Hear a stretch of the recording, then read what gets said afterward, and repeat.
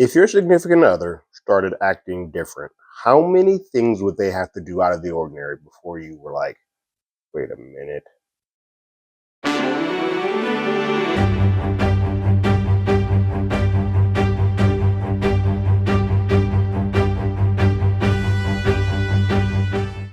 Hello, everyone. Terrence here with Hollywood Already Did It. If you haven't already, go ahead, like, share, subscribe to the channel, leave a comment, ring that bell below. Anytime we have something, you will be among the first to know. Sixth episode of Dark Matter is here, called Superposition, and it's a doozy.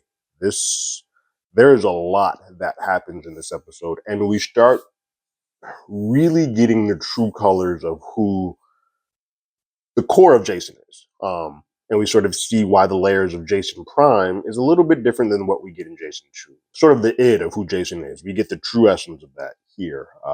And he's messy and is all about his happiness above all others, no matter what sort of effect it has on others. And a lot of that is because he's done most of his life being solo and all about himself, that when he starts having to attach to others, he's not really in a capable place of doing those type of human interactions. But we start the episode off with Daniela Prime getting into her paint vibe. She's starting to get the rust off, get back into the vibe, because Jason 2 has sort of posited the idea of, hey, get back into painting. You don't got to worry about curating other people's work. You can go ahead and do your own thing. So she's actually giving this a stab, and she is uneasy. She's unsure. She's unaware of what she can do and if she still wants to even do this. But she's actually putting her toe dip in, if you will. And that's sort of what happens when you have a relationship. You posit something to your partner, and they're like, all right, let me go test that out.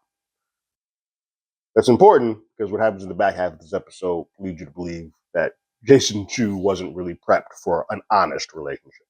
But Jason 2 asked her, have you given more ideas to the thought of going full-time painting? And she's like, well, when the deal is set, we'll have an honest conversation. And at that point, Jason shows him the money transfer that has happened from Leighton Prime and says, like, the money's here. We good to go. She's like, oh, that's a ton of money. And this has all happened really quick. So she's thinking about it. He takes off with Dylan Dylan has a date with Brooke, the girl that he's been pining over. And Jason's like, all right, I'll give you a ride. So he also has errands to go do himself. So he drops him off. He drops Dylan off. Dylan's super nervous. And at that point, Jason tells him, like, hey, nerves are good. Nerves keep you sharp. So it's good to be nervous about it. He drops him off, and then he goes to meet Leighton to give him the vials, to say, hey, you made payment. Here's all the vials that I promise you. Here you go. It's at that point that Leighton Prime sort of starts to put together why Jason is here. Like, why are you here? Why you've done this? Why have you put so much into this box? And he realizes that, hey, you're here for her. In your world, you made this box. You spent all your life making this box that you didn't get to be with her. And so that's why you're here. He's smart enough to sort of say, I see what you're onto. I get why you're here. It's at that point that he sends Leighton Prime off and says, I hope that you find what it is that you're searching for, and lets him go. Leighton does give him a heads up that, hey, I have a person here on this world that's waiting for a call from you. If you need any help, just reach out. That's important for later. Jason 2 goes back to, he's late, by the way, because he's not timing any of this stuff, but he's late to go pick up Dylan. But Jason 2 goes back to pick up Dylan from his date. It didn't go well. Brooke's off with another guy. She's pining over that guy, and he looks super sad. Jason is like, oh man, you need to do something about this kid. Kind of saying, you need to take him out, using the violent approach to this, as opposed to the passive approach that Jason Prime probably would have used to Dylan, and that this Dylan is sort of used to. Because he was late, he stopped buying Adam some ice cream, and he gives him some ice cream. Dylan starts eating the ice cream without really looking at it, and Dylan goes into an allergic reaction. Because there's no Dylan in his world, he is unaware that Dylan has an allergic reaction to peanuts, which are in the ice cream. And so he goes into shock. You can tell that he is very panicked and just unaware of what the hell to do in this situation. So he's searching around the car for something to help him with this. An EpiPen is what he's looking for. Finally finds it, administers it, and then they get to the hospital. He gets to the hospital, Daniela comes running in and starts questioning what the hell happened. And in the most flippant way, he's kind of like, yeah, I'm sorry. I just made a big mistake. I messed up. I gave him some ice creams with peanuts. And like, that's a massive mistake. Like, you parents, you will be well aware of what your kid is and is not allergic to. And you're not just going to show up and be like, here's some ice cream, some nuts in it. Like, that's a red flag no matter what. And it's not something you can just easily forget. But to respond with, yeah, I just wasn't thinking, is not the response that you want to give to the mother of a kid who has an allergic reaction to peanuts and you just openly gave it to them as the father. At the hospital, she also checks that he has like track marks on his arm, which look like drug paraphernalia. It's also probably reminiscent of the night when he came home with the wrappings on his arm. She's just sort of like, she's making an account and awareness of everything that seems sort of just out of place. And this, giving your son, who you've known for years, you've known that has a peanut allergy, ice cream, is a big, big flag. It seems like another night or night has passed, and Daniela and Jason Chu are at home. And Daniela is trying to get work done. She's had a lot of work dumped on her from her gallery, and they're all sort of just, she's just working in their bed, just clearly getting her work on. Jason Chu clearly has other motives. He wants to get some. And he is not reading the room. One, you just messed up. And so it's going to be a minute before you can get back on the good side. You just almost killed your child. And Mama Bear's not playing. But two, Mama's actually doing work right now. And so she kind of dismisses that, like, I don't know what it is you're trying to do, but can I help you with something? Which is one of the coldest shutdown lines you could ever have. Like, you need to stop, because we're not about this right now. But between work, the way that what she's actually doing for work, between the F up there, between the scars, and now she also notices she has checked that, hey, you're flossing now. Like, when did you start flossing? He's like, well, I floss. Like, is it wrong that I want to have dental hygiene? It's just another thing on that list of things that just seem out of the ordinary to what her Jason Prime was doing. And so she is like, something's wrong. Goes to question, just when you're in a relationship, how many things have to occur different that you start to take notice? So many people, so many relationships don't notice any changes, or they don't notice when their husband's not happy, or their wife's not happy, or they may be stepping out because they're so involved in phones, or they're so involved in their school life or their kids' life or their work life that they miss these signs. She's clearly aware of these signs. She's now like, wait a minute, I need to check on this. We get the click, and we go to Jason Prime and Amanda 2, and they are rapid firing through tests and vials. They're testing to see. He's writing down that the village type, the sign on the village type, which we saw in the very first episode. They did a pretty good job of showing us in Jason Prime's world that sign was red, and in Jason Chu's world it was like a greenish blue. So they're using that to say, hey, in my sign, the village type sign was red. It also had a wine bar. He's using these, like, every time he sort of adds something to the layers, sort of get a different version of this world. But they're burning through. None of them are the correct world. But they're doing test cases, and he's writing it down and adding something each time to sort of get to the next piece. For him, though, it feels like doing this and getting these worlds is far worse than the insane, crazy worlds of like underwater or all snow, because here, these feel like Chicago. It feels like his world, but there's always just something off, a layer off, and it's starting to get to him. He's starting to sort of feel hopeless a bit, and they need a respite. They need a rest. And Amanda says, hey, look, today, after all of this, maybe we need a meal and a bed. Let's not sleep in the box. And so they decide to spend the night in this Chicago, just the two of them. For me, red flag, as I sort of said before, Jason and Amanda in some world have a connection. This is not going to go well for the two of them. They get a hotel, but they get a hotel with two beds, which is smart. It's double beds, smart play. And then they go get a real meal that they just devour, because they've been eating wherever they can, just rationing off food. Jason asks, like, hey, did you check in on what the Amanda in this world does? It's like, yeah, she manages a White Castle. And she's just amazed that what she's become, who she is in life, would ever get to a point where they manage a White Castle. And Jason Prime sort of starts saying, hey, you are who you are in every world. You are the same person at your core. Like, you are who you are at your core. What makes you you is you. But Amanda's like, well, people change. People change because of the scenario and the world they're sort of put in. Um, they are essentially the same, but there are very different things that happen in life that make them who they are, and why there's a slight sort of butterfly effect that takes place in these worlds. She acknowledges that her Jason has temper issues, and Jason Prime's like, that's accurate. I also have temper issues. So like, the difference with you is that your life, because if you were with Daniela and you're a father, you have empathy. There's an empathy level that sort of covers your temper, and so yes, you have temper issues, but it's abated and kind of put aside because you are an empath. My Jason's not. He's temperamental all the way through. Then Raspberry Beret by Prince starts coming on. And I'm going to tell you, for my folks, most of my viewers here are of my age, so they know what Prince is. But if anybody's watching this that's younger, Prince comes on, some Raspberry Beret starts playing, yeah, you're going to get up and dance. And Prince has a way of making people do things with their bodies together. Boys and girls, and boys and boys, and girls start doing things with their bodies together. That, the sexual tension is going to start rising. That's just what Prince does. May he rest in peace. Amanda loves the song.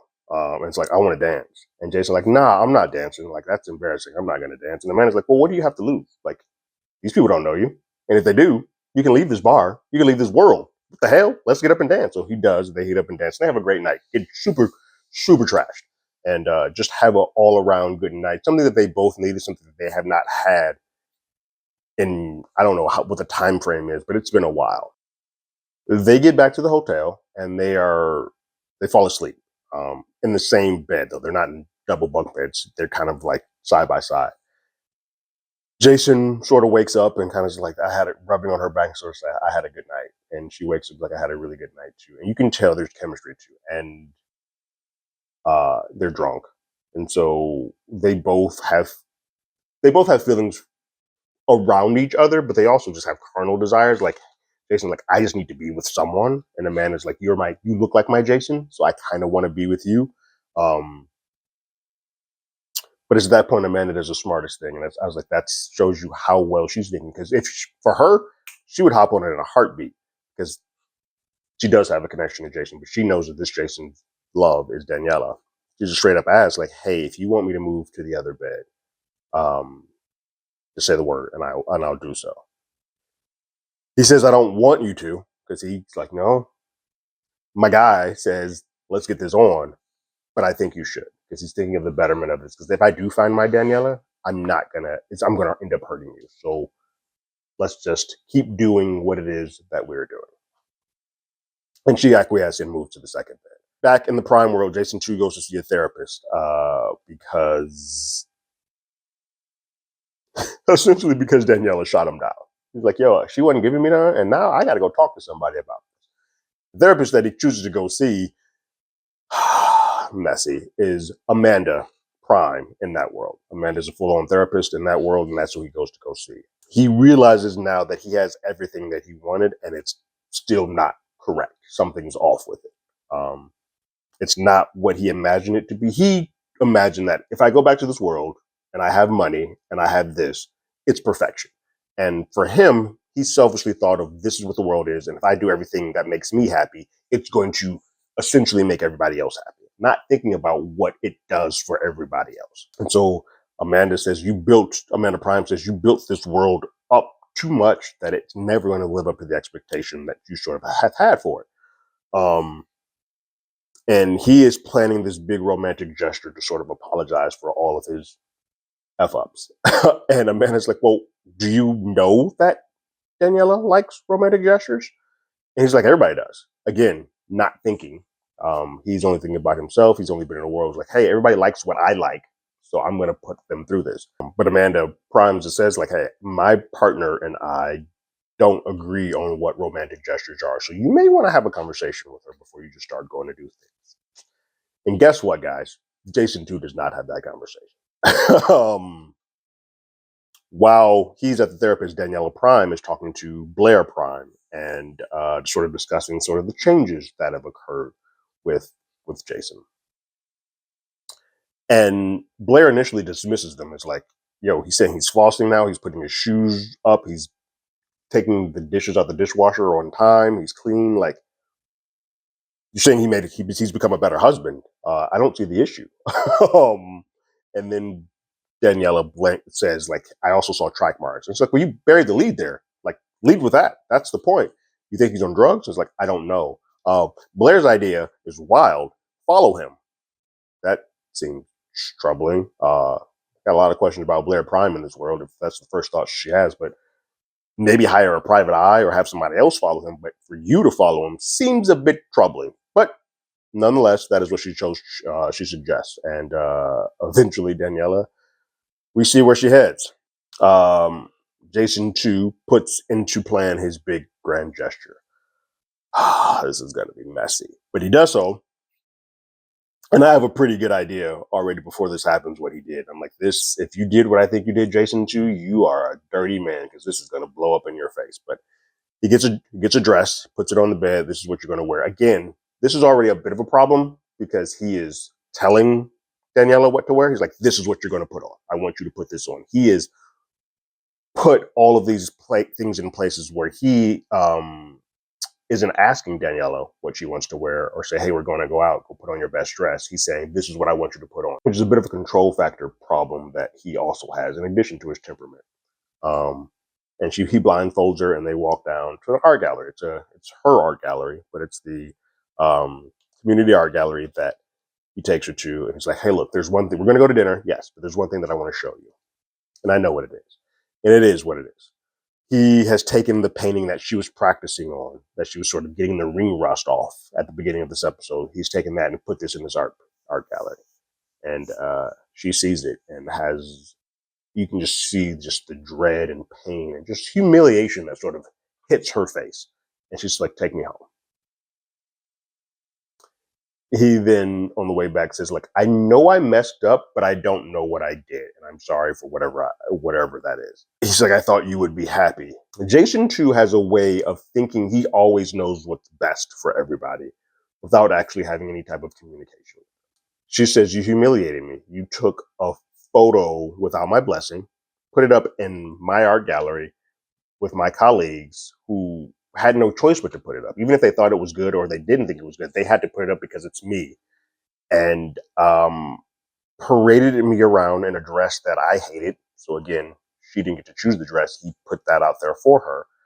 And with a work that she wasn't done with. Like, she was still seeing if this was something she was due. She was still getting the ring right. She was basically, it would be like if somebody took, I'll use a sports reference. If somebody took a basketball player putting up 100 shots in a gym and recorded it and then put that out on ESPN, that's essentially what she did. And she wasn't prepped for that to be where she was still trying to see if this is even something that she wants to do. But he just went gung-ho, like, I'm doing this for you. And he has a habit of doing what he wants to do, what will make him happy, and what he thinks everybody else will like, be damned of what it does to them or having a communication. So he's done this with Amanda. He's done this with his Jason, like the Jasons. Like, he thinks he gave Jason Prime a better life by saying, hey, you get to go be rich and live that world. I'm just going to take this. And he's done it now with Daniela. And it's just a really troubling way of sort of doing things. Then at this point, the Jason 2 just messes up even more and says, maybe you're not the person that I thought you were. Like, he's starting to have regrets about, like, hey, this isn't at all what I signed up for. And Daniela's like, well, maybe I'm not. And Jason says, I just wanted you to be happy. To which point, I've been saying this whole time, Daniela's kind of like, no, you just wanted to be happy. Well, damn.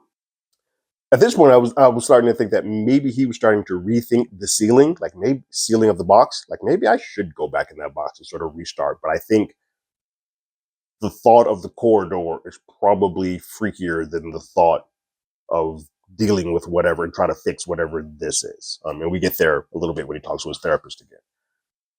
So he drops her off at home. He stays in the car and then he just pulls off. And Daniela's like, what the hell? Where are you going? And so Daniela, because of Blair's great idea, she follows him. And they end up at a storage facility where she watches him go to her storage unit. He goes in, gets some stuff, and then exits out. Daniela then follows behind him, and in a roundabout way, she can't really get into the entire thing because she can't see everything that's in there. But she's able to lift it up enough to get access to vials of the dark matter piece. So she takes that and says, this sort of lends credence to her thought of he's on some type of drug. And so she calls up Ryan and is like, Ryan, can you figure out what the sample is? Keep it on the down low. I don't know what the plan is, but until we figure out what's in there, that's when we'll make the next sort of idea, the next plan. And I was like, all right, cool. I'll go look this up. Amanda 2 and Jason Prime have entered into another world out of the box, and Amanda wants to split for a minute. She's like, hey, can we just meet back here at the end of the day? I just want to go do something. Jason's like, well, what if this is my world? Amanda's like, cool, just meet me back here. She goes off and basically finds her version of herself in this world, who is completely happy. The Amanda in this world is a mother, it appears, a mother and a wife, it appears, and is living a really happy life. And for the first time, I think she sort of started realizing, like, maybe I should start focusing more on me in this, and searching for a world where I can be happy. Like what I'm doing, what I was doing, even in the world that I was in, didn't fulfill me or make me as happy as what I'm seeing right here. Jason Prime goes to go see the art gallery, and he goes to see Daniela. And Daniela in this world is very different. So blonde Daniela, which looks good on her. Blonde Daniela at an art gallery. They sort of reminisce about a painting that she sort of painted to look like the picture that hangs up in a lot of their versions of homes. But then he asks her out on a date. After he's sort of said that he was married and in a complicated relationship. Like the timing of how he asked this is just weird. It's clearly that this Jason being married all this time is completely out of his element when dating and doesn't really know how to court, but specifically court his girl. And the other sort of shuts that down, like, nah, I'm good. I don't want to do that. And he kind of knows he effed that up.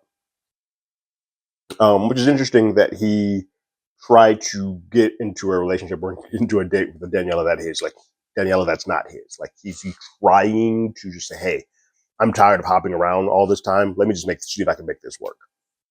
Or at least have some type of communication with this Daniela, because all the other worlds where I've met a Daniela, they've either been dying, wanted me dead, or don't, or got shot. So he returns back to the box, kind of dejected and kind of given up. And Amanda's like, look, we need to slow down. Like we only have 10 vials left. We don't really have many more choices. Let's take a night and let's figure out what our next game plan is. So they get another hotel, double beds again. And it's at that point that Amanda takes the books, like starts looking at the descriptions that Jason's been writing of his Danielas and how they've sort of been extending. Like how you're talking about her hair color, her hair length, but you're not getting into the depth of who Daniela is. And maybe this is why we're not getting really anywhere when we jump into these boxes. And Jason Prime doesn't want to hear any of that. He just takes off and exits. And he goes to stalk, full stalk mode. He's stalking. He's stalking the Jason and Daniela's relationship in the world that they're in, and getting pretty jealous. And he's out for quite some time, to the point where Amanda is calling the police and saying, hey, can you find this person? And at that point, she gets a knock on the door, and it's Jason. And she's freaking out for a minute because she thought, hey, I've tethered my life to you, and I thought you just left me, because he had the vials too. I thought you just left me. He's like, no, I didn't leave, but I was following my Jason and Daniela in this world, and now I can see why your Jason responded the way that he did with me. Like I think he was following us this whole time, following me in this world, and eventually imagined a world where he could take my place. And then just did it. Amanda then hits him with a dose of reality and says that the world that you're looking for is a grain of sand on an infinite beach. Like we're spinning our wheels, and we need to just take a moment. We don't have many more vials to keep testing. We need to do something different than what we had been doing. This rapid test of trying to figure out how to get through these doors, it isn't working. So we need to slow down a little bit and come at this at a different angle. You've seen a version of your loved one die so many times. You've seen them get shot, sick, them not want you because of whatever you've done to them in this world. What that does to anybody's brain is unimaginable. But you've had all of this done in a truncated amount of time. You need to just pause. It's like, I'm not saying give up, I'm not saying stop, give up hope, but let's Let's re-angle. Let's angle our approach differently. Jason 2 goes back to Amanda Prime, the therapist, and unloads a little bit like, yeah, so my big gesture didn't work. I F that up. And Amanda is like, yeah, I get her reaction. Like you jacked all of that up. It's at that point that he says he wants to leave. He worked his ass to get here, and it's all turning to shit. Verbatim what he says. It's at that point that Amanda's asked, what do you think about when you leave? And he goes down this whole rabbit hole of what about the corridor. He's like, I think about the corridor and think about all these doors that are on the other side that lead to a different world with me in it. That I a life that I've not lived. And Amanda's like, well, cool. Can I use that idea as sort of a metaphor? And he's like, yeah, I've had it. And it's at that point that she says, I think your corridor analogy is you having a fear of commitment. And it's at that point that he's like, I've been married for 15 years. We as an audience know that's bull. This version has not been married for 15 years. So maybe there is some validity to like he has a fear of commitment.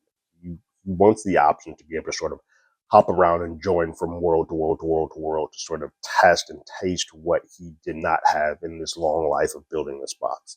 But then she also checks him because while we know he hasn't, it's like, you don't talk like somebody who has been in a committed relationship for 15 years, which we can sort of say between the not knowing about your kid's allergic reaction, but just the way that you've been approaching this with Daniela. If you've been in a committed relationship for 15 years, you would know that the grand gesture that you just did would not have worked. Sorry.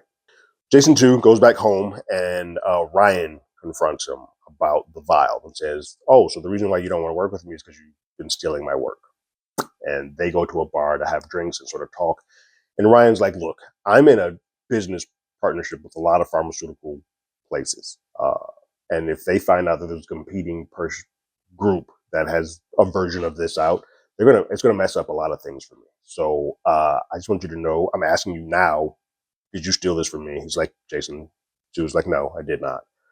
Then he's like, well, there's going to be a bunch of lawyers that come in and start going through your life piece by piece. And if they find anything that says so, I'm going to put it up to them. So at this point that I know that whatever Jason 2 is about to do next is not going to end well for this Ryan. Ryan Prime's going to be in for a bad way. And yeah, it goes that way. He does ask who gave him the vial, and Ryan's not giving up Daniela. It's at that point that Ryan sort of starts asking, like, how does it work? What's the application of this? How does this work? And Jason doesn't know.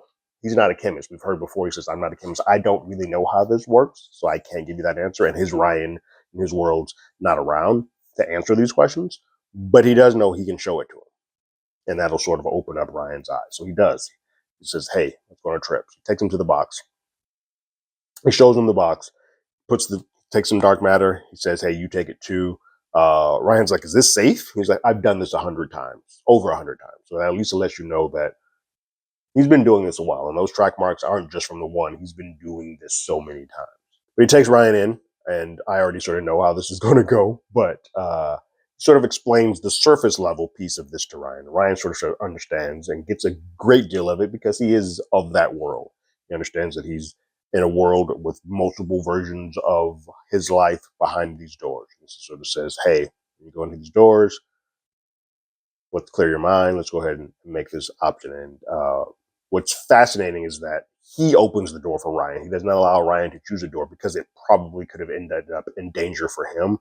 But he chooses a door that's a calm enough door that he knows, hey, my friend Ryan would enjoy this. And it's a very calming, peaceful, ethereal Chicago that has green and purple hues coming off the backdrop of Chicago. It's gorgeous.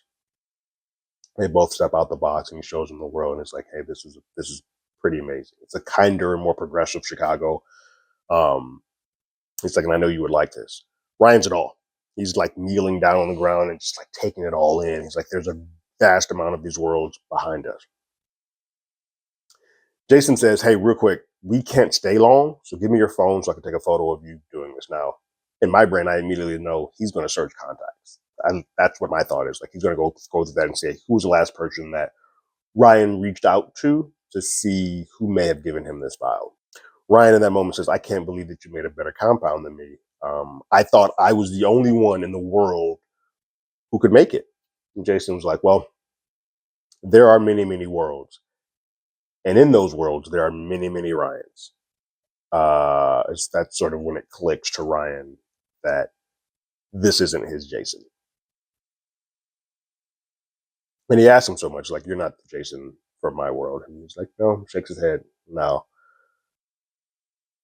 Ryan realized then that he's closer to the box than I am, and something bad is about to happen. Ryan's like, look, I'm not going to be a problem for you.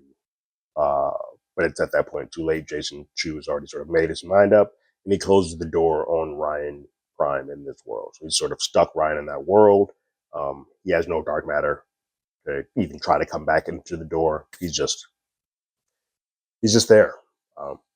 At least until a point where in that world he either finds a Ryan that can make that already has made it, or he can figure out the formula himself to make. But for there, he's stuck. We then see Jason to meeting with Anthony, the person that Leighton sort of was going to introduce him to, meets with Anthony to then seal up the box. They seal up the box with cement over the box, and it's sealed shut. No one's coming in, then no one's going out, which is great for him in the fact that, hey, I don't have to worry about Ryan Prime returning or Jason Prime returning or Amanda 2 or wherever those Leightons are. I don't have to worry about them coming in. But now he's stuck in a world where he isn't happy. There is no perfection for him. He is now having to deal with the ramifications of this. And Danielle is going to be even more suspicious now that Ryan's sort of taken off the board. And so, yeah, he's made a bed that he now has to lie in until he probably tries to break that box open himself to just go back. I think this world's going to throw him into madness because it's never going to be the way that he wants it to be. That he's eventually going to try to get that box reopened. It's going to be fascinating to see how Jason Prime and them try to figure out to get back to this world. But I think it's going to be Jason 2 that sort of is the first one to make that impetus. But this is a great episode that just sort of deals with the id of people, like, and who they are at their core. I think there's not that much of a difference between Jason Prime and Jason 2, but the empathy that sort of Amanda mentioned in this has made Jason Prime a lot bit more aware of others' feelings, and what sort of compassion he can sort of alert them. And I think not having that has made Jason 2 a much more egotistical and does everything for himself instead of looking out for those of others. And so as much as this is a sci-fi show, which it is, it also just shows you how different of a person you can be if your life goes a bit left. Not even just what you could have done, like what your jobs are, but just who you are as a person, your emotional states, the way that you view things in the world change because you have had different things occur to you in your life. It's just I'm in love with the show, if you can't tell. What did you guys think about this episode of Dark Matter? Go ahead and leave your thoughts and comments in the comments below. If you haven't already, you can follow us on Twitter at HollywoodADI. You can hit us up on email at HollywoodAlreadyDidIt@gmail.com. We also have a podcast with the same name. That's on Google Podcasts, Spotify, Apple Podcasts, anywhere that plays podcasts, we're there. And like always, I got my ticket. You got yours.